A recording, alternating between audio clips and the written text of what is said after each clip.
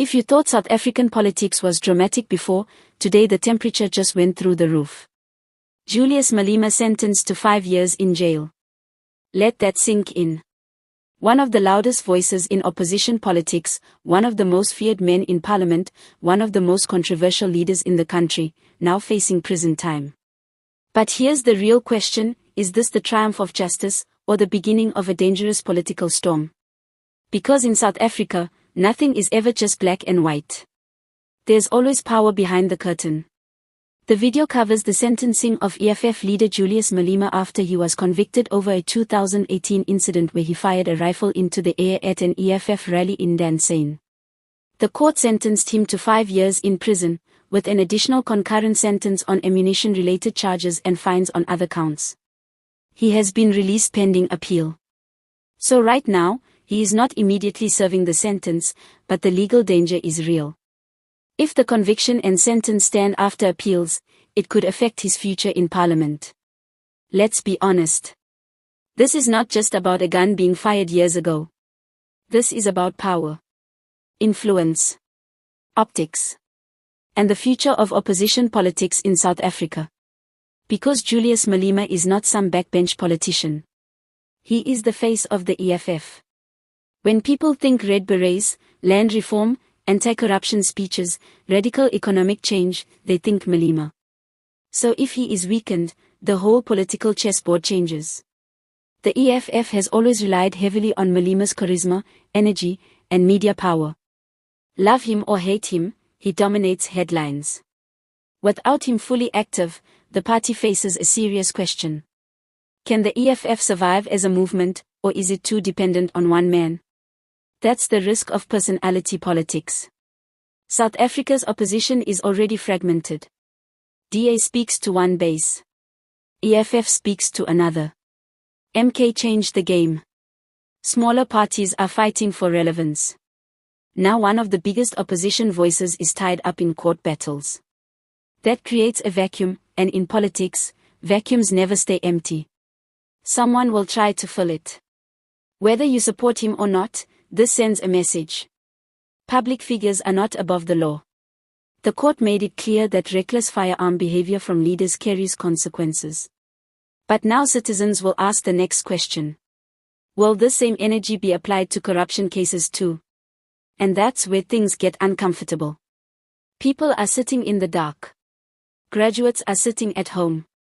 Communities are living behind gates and fear. Food prices are squeezing families every month. So when political headlines dominate the news, ordinary people are asking, okay, but who is fixing our lives? That's the frustration in the streets. If Malema can be sentenced, then what about leaders accused in state capture, municipal looting, tender fraud, and disappearing billions? South Africans are tired of selective accountability. People want one law for everyone. Revolutionary image versus legal reality. Malema built a brand around fearless defiance. Now that same bold style is colliding with the legal system. Politics love spectacle. Courts deal in evidence, those are two different arenas. Supporters versus institutions. His supporters may see this as political persecution. Others see it as overdue accountability. That tension matters. Because if people lose faith in institutions, democracy becomes weaker. You might say, this is politician drama. Why should I care? Here's why: when major opposition leaders are distracted, debates on jobs, land, housing, policing, and inequality can suffer. This could reshape how people vote in future elections. Every major scandal or conviction makes citizens more cynical about all politicians. And cynicism is dangerous, because when people stop believing change is possible, they disengage. Too many politicians know how to perform outrage, but not how to deliver results.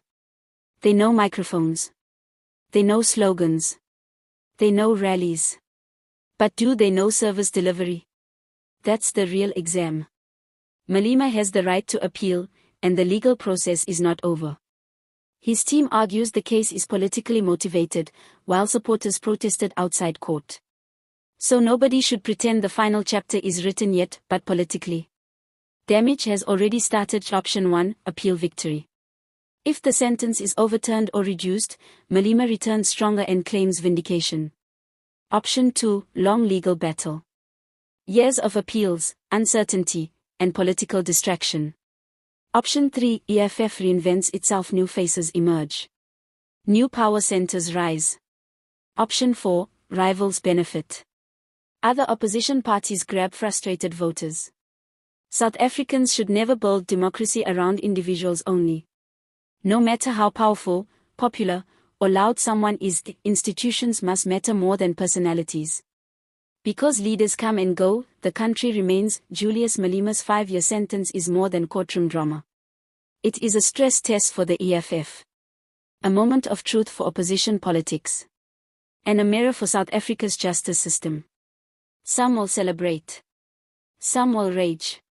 Some will suspect politics. But everyone should ask the same thing.